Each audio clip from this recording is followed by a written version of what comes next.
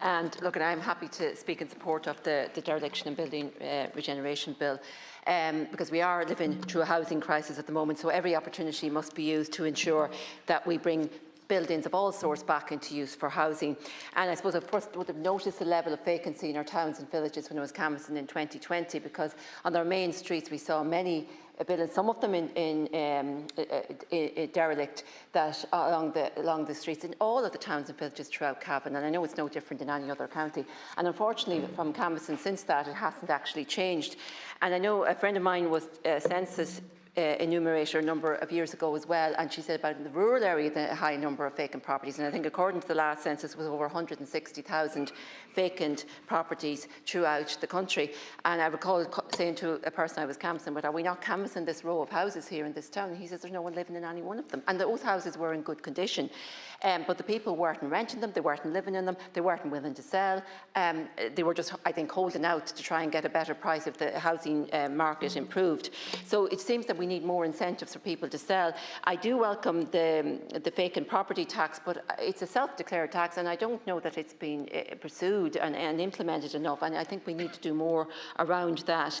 I did engage with the council, one of the engineers whose duty was to compile a register of derelict buildings in the county, but he was saying every time that they went around compiling this, he'd have a number of staff doing the work with him, and next thing the staff would be pulled away and redeployed to another section of the council, and it never got finished. And he was trying to pursue this on his own, and it was a very, very difficult job. And I think we need to do more to try and ensure that people who do own derelict buildings are actually made to do something about them, because some of them are in quite a dangerous condition as well. And I've been contacted by people who are living beside a derelict property and it started to fall, and they're really concerned for their own property and for their own safety as well. The vacant property refurbishment grant is welcome, and we've seen a lot of houses actually brought back into use. But again, I do think it needs to be reviewed, because there is a difficulty around the payments not being in stages, and if that could be looked at so that people don't have to get all the work done in 13 months and then pay for it all up front. It can be difficult to get that done.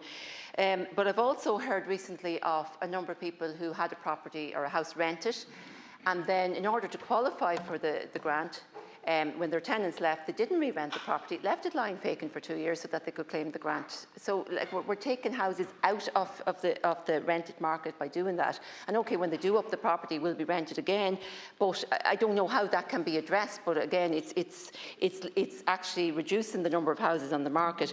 A number of people as well who bought houses to avail of the property grant, and they did actually qualify for it. And I brought this up with Minister Brown as well. And because they were homeless and couldn't afford to actually rent or stay in a B&B, moved into the house and then to be told, well, you don't qualify any longer for the vacant property grant. And I'm just wondering if that's something that could be addressed as well. Like if the property was vacant for the 2 years or more, did qualify for the grant, they didn't know that they had to get the application in before they could live in the property. The property was in poor condition. They needed the money to do it up, but suddenly they're told, no, you don't qualify anymore. So, and they were very upset about it. And they had no option but to live in that house, even though it wasn't in a safe condition. And they needed the money to update the electrics and so forth.